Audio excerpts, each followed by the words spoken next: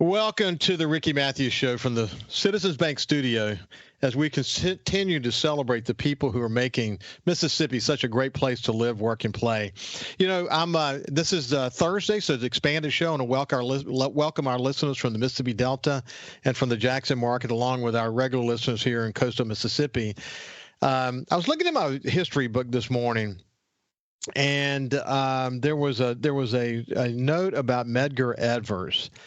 And it's something that he said that I kind of related to, and he said this: when you hate, the only person that is suffering is you, because most of the people you hate don't know it, and the rest don't care. I think that's a really good message, man. That first of all, you shouldn't hate anybody.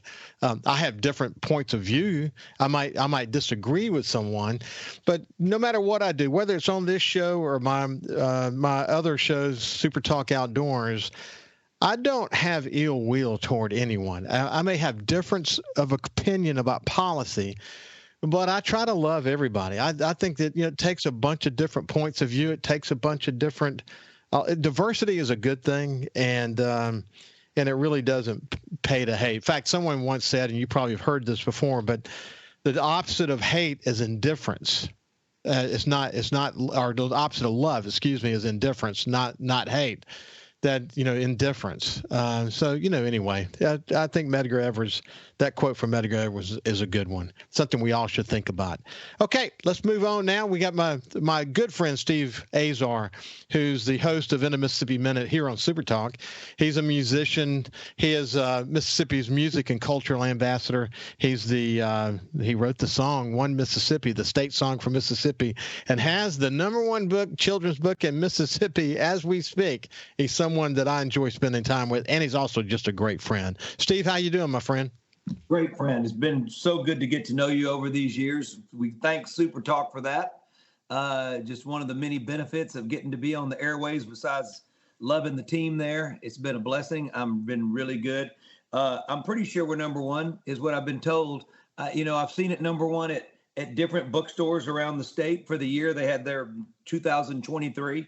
So I don't think we're using that term too loosely. I think we're close. And at least we're in the building.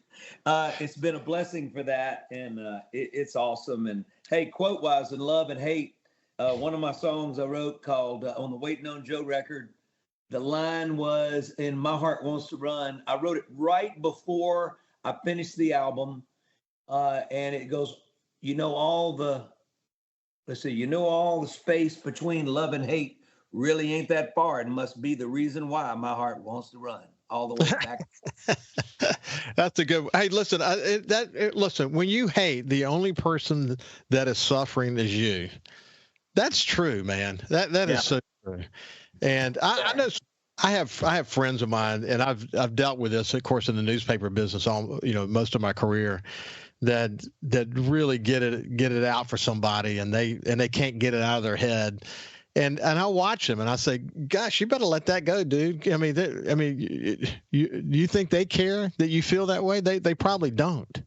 You're going to end up on 48 hours of Dateline on the wrong side of the bars. You got to be careful. You got to let that go. I mean, it's, being a songwriter, I can sit here and tell you so many songs that were inspired by what you're talking about right now. We all go through it in our lives when there's another song of mine called Let Go of the Rope. And it was a time in my life when I was playing. It was a pastor that lived next door to us. And he'd come over, and he was just really an amazing man. And he would go, "Are you okay?" And so I never let on to what was going on. I go, "Yeah, I've been going through a tough time and this and that." He goes, "Just this one person in my life at the time. And it was just so wrong. And it felt so bad. And you get stomach sick. You literally, it becomes a physical thing. Yeah. When you carry that awfulness that you feel towards somebody." And he goes, "You're mad." He points at my head. He touches my head. He goes, "You're sad." He points at my heart. He goes, "Now let go of the rope." And I went, "What?" He goes, "You've been playing tug of war through this whole time. And true forgiveness, if you can let go of that rope, then that person on the other side is going to be tugging and nobody's there." And he goes, "Well, but I said, it takes time." So I went and wrote the song with my buddy James House. I called him. We were on a roll at the time. And I said, "Come over right now." and we wrote it, and it healed me a lot. But it was about 6 months later when I really understood what that meant and how to do it. So it takes time sometimes to let go of all that animosity and ridiculousness that consumes you. And then all of a sudden you get physically sick. I'm telling you, it's an awful feeling. I think people out there know what I'm talking about that go through it. Listen, as a former publisher, you can imagine I've managed a lot of change in my career, and later in my career because of the digital. We talked about this before, the digital tsunami and having to manage major change efforts. I was so honored to work for the largest privately owned media company in America. Became a regional president for them after my time in New Orleans, and I tell you, I still very much in touch with them. I was so gifted to have the opportunity to work for them. But when you manage a lot of change efforts, when you speak out for what you believe is right, people are going to take swipes at you. They're going to say things that are not true, and that just kind of goes with the territory. Once someone said something, and it really hurt, like you said, it really hurt deep. This was as I was maturing and trying to understand what does all this mean. I came back to it later, and I thought about that statement that was made. And I thought to myself, it caused initially a lot of a lot of inner reflection. Gosh, why would someone say that? And, do people maybe believe it? And I went through that. But then I kind of transitioned. And then I started to say, well, gosh, I'm glad that's not true. And I'm so glad that I have such a great relationship with my wife and my family. And it's a reminder, when you're in those moments, you say, gosh, the core around me is so solid. There's not anything can say. There's not anything anyone can say that's ever going to penetrate that. And I came to really appreciate that as long as I keep my values in place, as long as I never compromise my integrity, as long as I lead with ethics, that I'm going to be okay. And so when I say in church, to be honest with you, I prayed about it many times, actually, that anyone who's negative toward me or something that I'm involved with, I pray for them and say, I hope that God will give them strength and God will give them the opportunity to see that there's no ill will in any of this, that we're only trying to do the right thing. And it's been personal reflection that's been actually really helpful to me, Steve. When I pray for people that I've had animosity toward in my life, and I really focus on that, it becomes a really good day. I got to tell you, like good things happen. They say pray for the enemy, pray for we have people that may not be our enemies as much as they've just been our rivals, or they've been difficult to work with and maybe affected our career at a given point. But I get all of that, what you're saying. It takes a lot, but I think you're right. I think once you can turn to prayer, then I think it's really it's a fixer, man. It's been a fixer for me. Yeah, it is. Listen, what we're sharing is that when you're in public life, I was a publisher of a newspaper for, 16 years of my career in New Orleans and Mobile and here on the Mississippi Gulf Coast, and had responsibilities for newspapers across 5 states.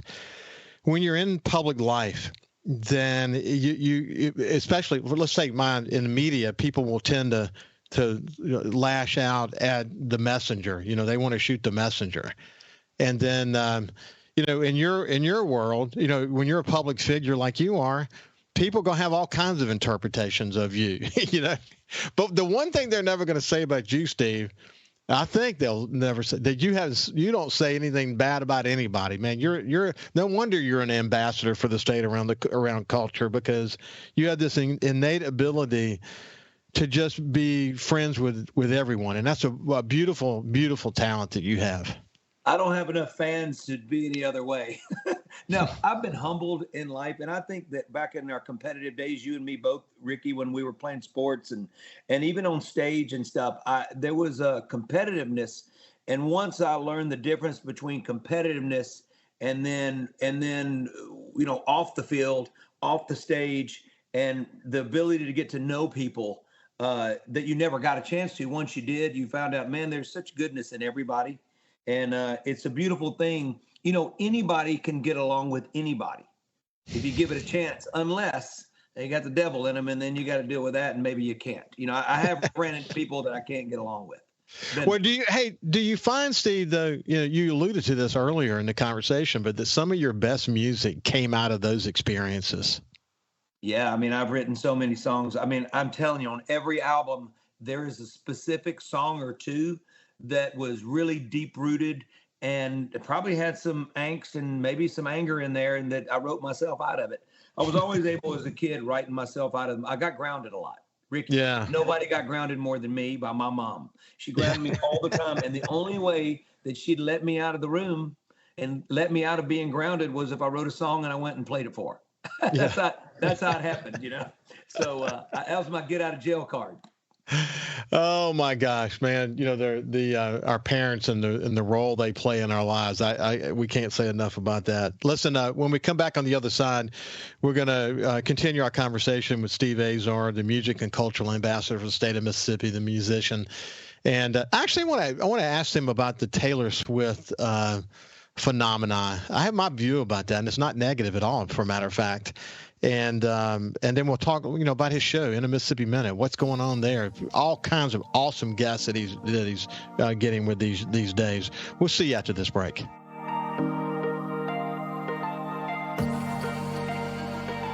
Welcome back to the Ricky Matthews Show from the Citizens Bank Studios. We talked to my friend Steve Azar, the music and cultural ambassador for the state of Mississippi and the host of In a Mississippi Minute right here on SuperTalk Mississippi.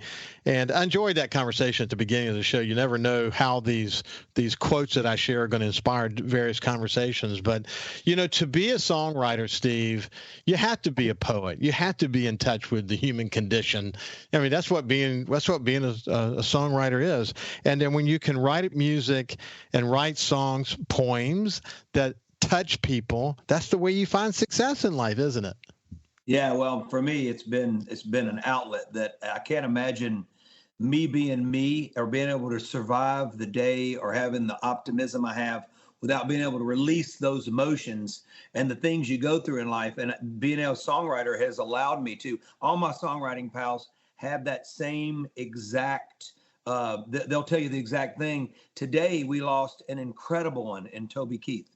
I mean, when I say, there's artists who go into the room with songwriters and they're not even in the room, but they get credit. I don't want to say who that is, and then there's songwriters like Toby Keith who goes in the room with a great songwriter and he is the room.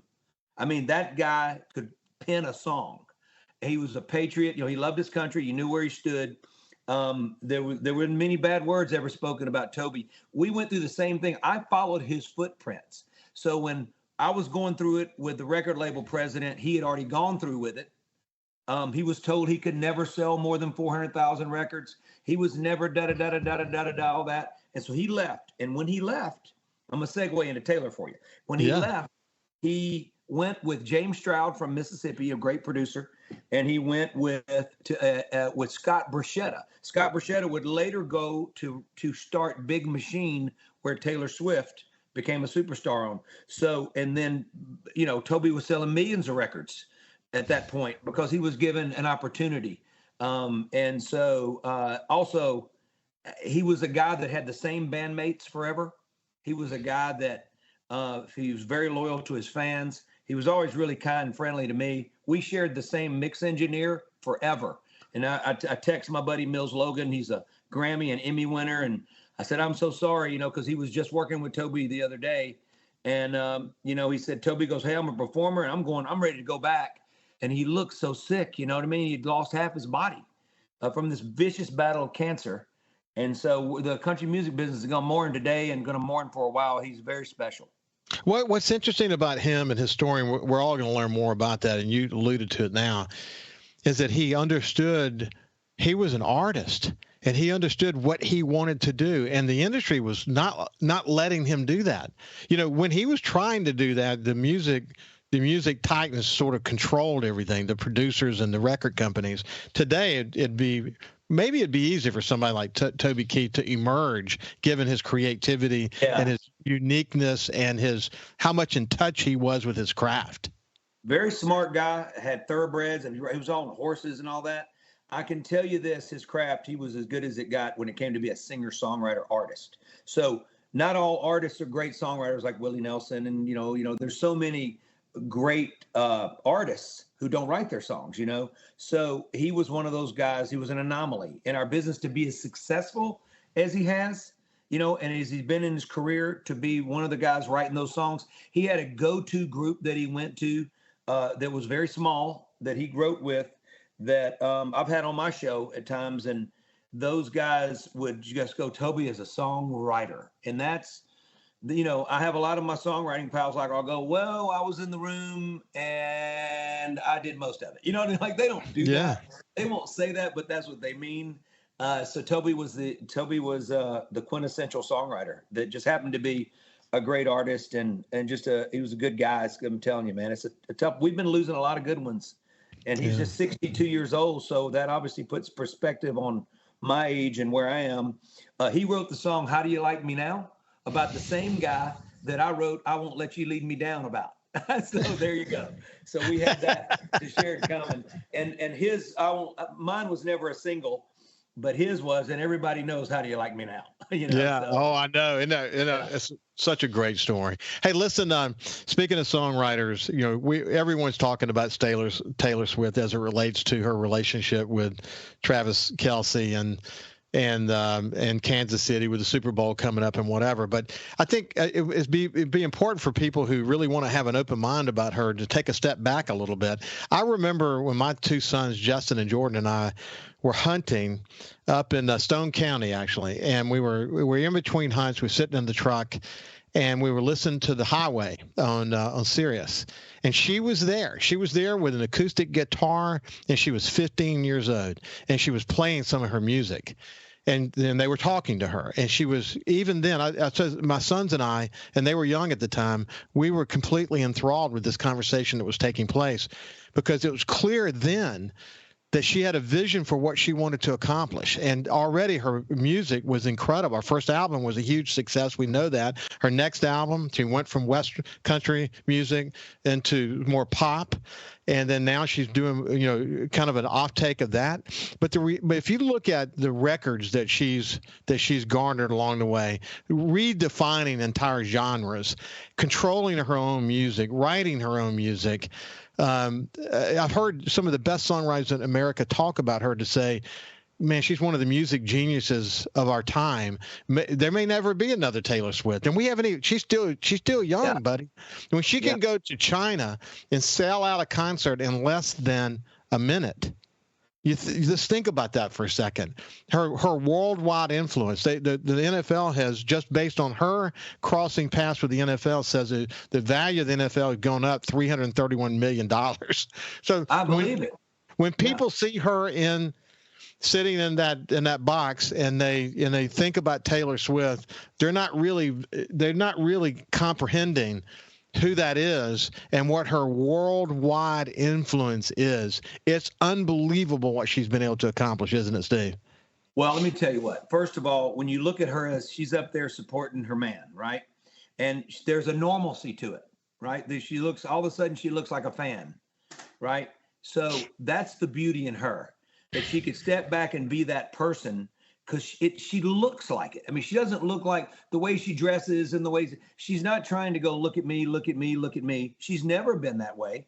And I can tell you that how she's handled herself being a child star to being now has been as good as I've ever seen. And I mean, come on, there hadn't been a lot of issues, right? She's a competitor, but if you look back in time, so my buddy Scott Bruschetta, you know, who was big, he was the guy that went to radio. His dad was one of the best. He went to radio. He had all these relationships and helped get radio play, right?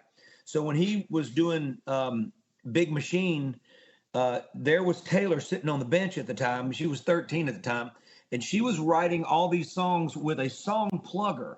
So a lady that was not a songwriter named Liz Rose. So a lot of people don't know that first album. If you look back, you'll see written by Taylor Swift and Liz Rose, written by Taylor Swift and Liz Rose, most of that record.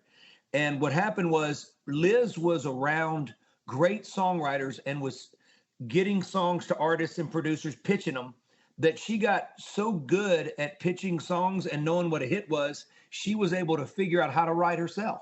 Crazy, right? So that's what happened there on that first record. Then Liz and I met through Cobalt, which was a administration publishing company, and they came and bought her catalog for no telling how many millions. And I came over there as well during that period, and they introduced us. They felt like we'd be a good combination. We went to dinner, and then we'd write a song. And so then we go to dinner and we drink wine and write a song. So we named our publishing company Wine Songs. And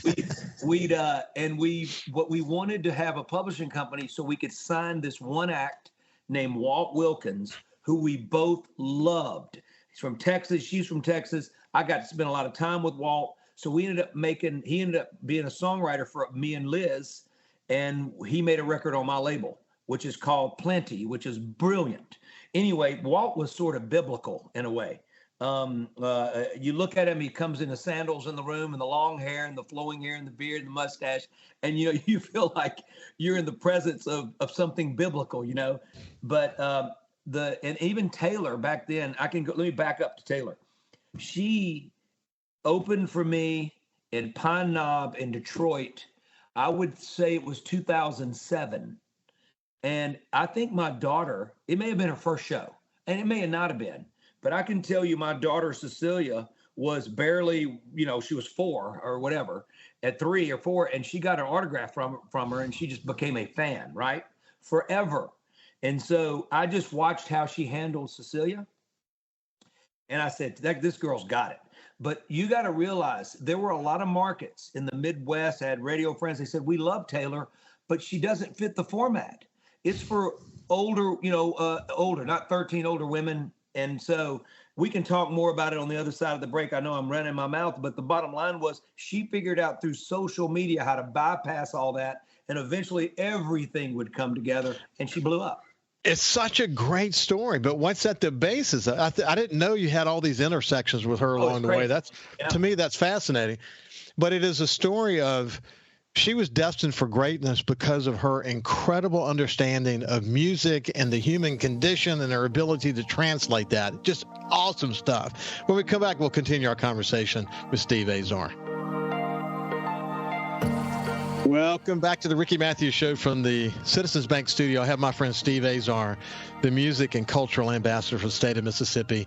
And when we went to break, look, we were learning. I didn't know this. We were learning about all these really interesting intersections between Steve's world and Taylor Swift. How many people in Mississippi can say that Taylor Swift once opened up for them? Steve Azar can say that. And they had mutual songwriting friends. It was brief, Ricky. It doesn't matter. It's part of history. That's what's so cool about it. But why don't you continue on? What else about those intersections are unique? I got a call from my publicist, and she sends me a thing of People Magazine. It was either People Country or People Magazine. I can't quite remember. And it was back in 2010 where Taylor had said that was her favorite song, Sunshine. My song Sunshine was her favorite song at the time because she said it was a male artist not afraid to be vulnerable and all this. And we sold so many. I'd left Universal, and we sold so many records that week. And I was like, we sent 12 Dozen Roses because the guy, John Zarling, who was working at Big Machine, was my guy at Mercury and Universal, and he left with Scott Borchetta. So he was a good friend, and we had our first hits together, and so we sent 12 Dozen Roses, I think it was, he said, make sure Taylor gets it, So I keep waiting for Taylor to do like her favorite songs, and maybe she won't forget that was one of them. It's been a while. She probably has a million favorite songs by now, but I just got to tell you, it's just the way she handled it, how she was able to use social media. She really was the first. She was the very first to do that. And I got to tell you, when you see her live and you see everybody, all these girls still to this day, 2 generations of women and their daughters crying. They're crying. So what shows do you remember in history where the crowd is crying when she comes out the stage? The Beatles and Elvis. I don't know who else you could say that about. So You're talking about the version of all of that now. And I really, people may think I'm crazy for saying it, but I really believe today she's Tiger Woods of golf. Jack Nicklaus and Arnold Palmer may have been Elvis Presley and the Beatles, but she is Tiger Woods of golf. She's bringing people to the format and to listen to music from all genres because she's figured out a way of having everybody. It's crazy. Yeah, it's incredible. I mean, you look. I think she's probably now done concerts all over the world, every continent in the world for sure. She has, and there's a great Netflix special right now. If people haven't seen it, I would really encourage you to go take a look at it. Actually, it's on Amazon Prime, for matter of fact. It's not on Netflix, but it retraces her entire history. It's pretty well done, but you really get a chance to see this story of this young girl who had a vision for herself and what she did with it. And she's just a musical genius. And her ability, again, I'd say this, I don't want to overplay this, but some people just have ability to sort of look at the world and the human condition and put it into words in a way that touches people. And she has this incredible ability to do that.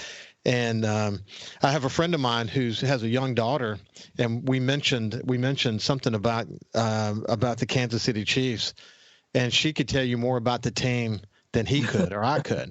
And it had nothing. Yeah. Look, she doesn't follow the NFL. She didn't know anything about the NFL, but because of whatever that connection is with Taylor, that just all these kids dove into that team. Hey, it must be a great relationship because Travis is playing pretty dang inspired. You got to say it hasn't been a distraction. He's playing his tail off. I mean, hey, I'll let my prediction out of the bag, but I'm for San Francisco. I love the Brock Purdy story. This is going to be a great matchup, and of course the fact that it's happening in Las Vegas, and you see the price of tickets to the game, it's going to be an epic event, probably one of the biggest events ever in the history of the NFL, and I'm going to be pulling for the San Francisco 49ers for that game, so. Yeah, go ahead. I'm going to go with the Chiefs. My dad had family there, and Kansas City, if not for them and a program director named Mike Kennedy, I probably would have never had a hit. So I'm very dedicated to Kansas City for those reasons. And so the Midwest in general helped break me as an artist. So it made me as an artist. So we say break, but it's make. Yeah. Hey, listen, when I was with the Sun Herald, they owned the Kansas City Star, and I love the Kansas City Star and Kansas. Yeah. So, but anyway, I spent a lot of time in that part of the country is the point I want to make. And boy, people there are great, man. They remind me of the people in Mississippi, don't they? Yeah, they do. There's something about it that I had a great connection with the folks in the Midwest, period. They love music. I don't know where they're cold. And when they come out of the cold, they thaw out and they just go, they show up to shows. They're very supportive. But yeah, I mean, this one guy, Mike Kennedy, was a really good friend of Tom Watson's, was actually with him. His family and them, I think their daughters were roommates at Kansas, maybe. Anyway, he was there when Watson made that run to win the British Open. He was with him, and then when Watson didn't win it, and went into sudden death. I mean, he was almost at the greatest sports moment, arguably in history, that almost happened with Tom Watson. And so, So I just tell you, man, it's just. You got beautiful people that have made a big difference in my life, and obviously Taylor's and anybody else's. Taylor's just taken it to a place that it's just remarkable. I mean, it's Tiger Woods. Hey, you know what? Let's transition because you keep bringing up. You mentioned James House, and I've had the opportunity to meet him. What a talent he is! You mentioned so many others, but one of the great things about your show in a Mississippi Minute. Partly because of your time in recording and you continue to be involved in that sector of the economy, but also because of the fact that you go to all these nonprofit fundraising opportunities and lend your name and your energy to it all over the country. You get to meet a lot of people and you make a lot of friends, and you're able to kind of come back together with them on your show in a Mississippi Minute here on SuperTalk. It's been kind of magic that all these various pieces fit together into these conversations, hasn't it been? It has. I'm wearing Corey Miller's. This is Corey. He was obviously is a Giants for Christ. He was a New York Giant for about 8 or 9, 10 years, finished in the Vikings. He's South Carolina Gamecock Hall of Fame. His son was quarterback, Christian, at Alabama not too long ago and played for the Carolina Panthers for a little while. But Corey's got a great heart. He never missed our event ever. And we support his. He's got his going now. And he goes out and gets his hands dirty, as they say, his heart's dirty, and gets in there and mixes with the people that need help right there in the midst of it. So we support his charity in Columbus, South Carolina, and it's just been great. So many wonderful people. I just interviewed a guy named Stan Warnow. He is Raymond Scott's son. And so a lot of people may go, who's Raymond Scott? Well, I knew who Raymond Scott was. He's one of the greatest composers in history, right? You're talking Academy Awards, you're talking about all this stuff. And he invented like electronic instrumentation or something, some sort of crazy invention. And Stan also was an editor on Saturday Night Live. He's won different awards, but he's got a documentary coming out about his dad. And it's won of some film festivals already. And so now it's about to make its way to some streaming platform. But I had him on, but I met him through a publicist by way of Rob Mora. Rob was the doctor on Northern Exposure, and we got to be friends playing at the BMW every year in South Carolina. So he goes, oh, I want you to meet my publicist, sorry. And since then, this publicist named Rob Evanoff has sent me so many people that have won so many awards, Academy Awards, Grammys, I mean, stacks. And it's been so much fun interviewing his cast of characters from LA. And anyway, I'm pretty sure, I think they won a Grammy again last night. So he's a great guy. And I got Jim Moose Brown coming back. You've met Jim. Co-wrote 5 O'Clock Somewhere in the Silver Bullet Band. 5 O'Clock Somewhere demo singer that he had was Chris Stapleton. So when you're in our business, there's no way it's a very small niche.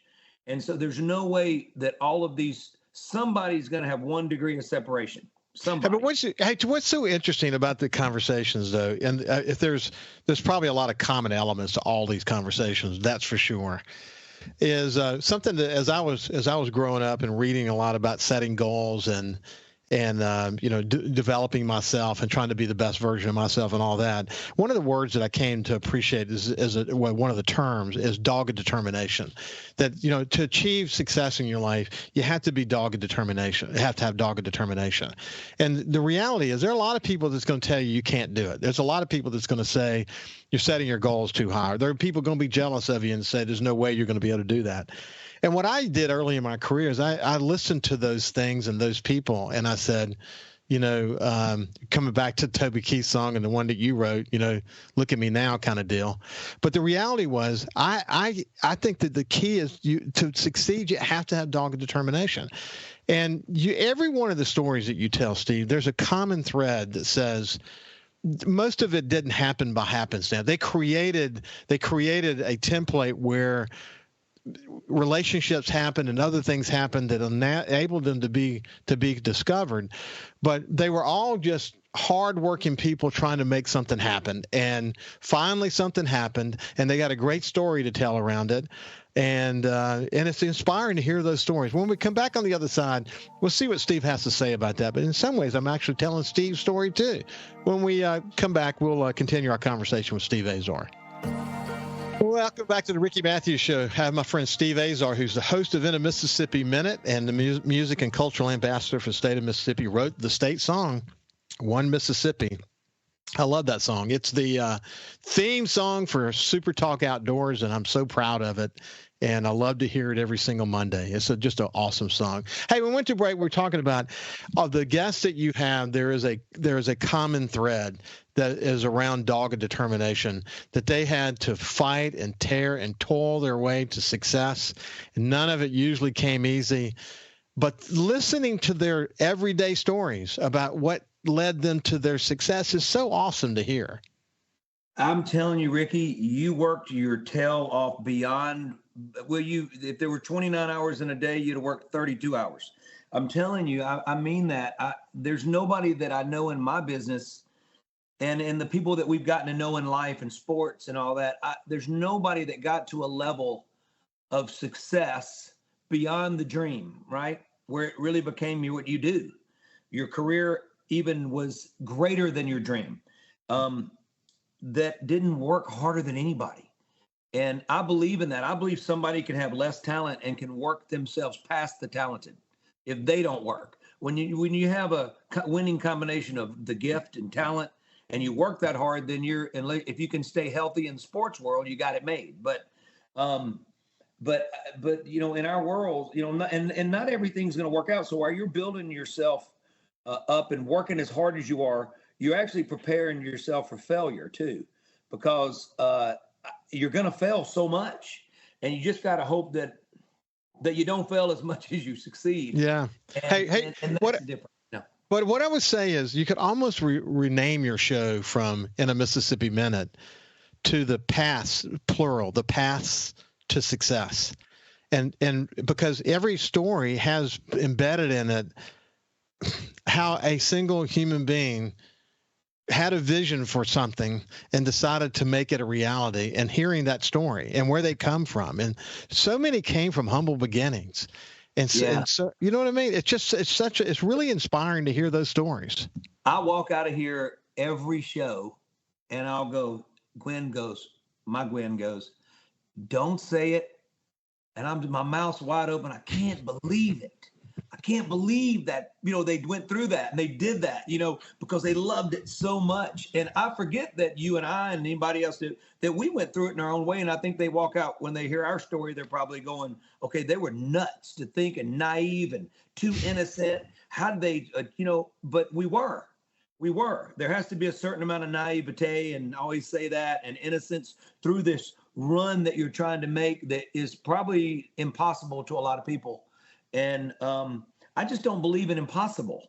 I just don't believe it. I don't believe it exists. I do think that a lot of people are, opportunity doesn't come knocking because maybe something happened along their life where they had to grow up too fast, or, got married really young, and then they had to make a living too soon. And, there's all these things. You become a Springsteen song at that point. But the truth is, I think that when time allows you and affords you the ability to work for something, and you don't run out of time, then I feel like you've got a really good shot at something special. Actually, I think you just came up with the hook on a new song. I don't believe in impossible. I don't believe in impossible. What an inspiring statement about what it takes to succeed. It's interesting. I was going down the hall once, and a janitor, to be quite honest with you, the janitor in the building was whistling. And the CEO looked at me and he said, I was so envious of him. And I said, are you? Tell me, why do you have that observation? He said, look at him. He's a janitor and he's thrilled to be here. He's happy to be alive, and there's something to say for that. He's comfortable where he is in his life, and he's happy. And so the lesson there, obviously, is that no matter what you do in your life, I don't care what role you play in the life, you can find happiness and you can find success, and you can believe that everything is possible. Yeah, and that's a bigger point than what I made, because a lot of people's destinies and journey, working hard at whatever it is, when you become really prolific at it and really good at it, and you're happy with it, well, that's happiness. That's it. Yeah. Money follows the money you need or whatever. It usually follows hard work and happiness. So listen, in the short time we have left, you've been working with some artists to help bring their careers along. Your Rod Records, you've stayed busy, haven't you? It's been good. You got Tyler Tisdale and Trey Pulliam working on their sophomore records. Haven't started Tyler's yet, but been in the middle of Drew's, and they got a really good shot. We've been at the Delta Music Institute, where I get to have fun there. And let me tell you, we're filming the communications department is filming the making of this entire record.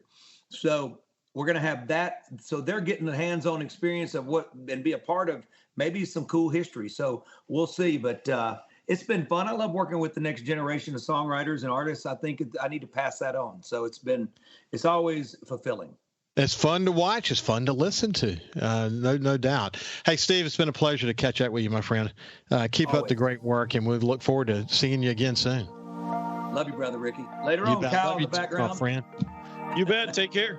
He's always going to recognize Kyle, the producer of the show. Kyle's always back there doing amazing stuff. Hey, listen, have a great day, and we'll see you tomorrow.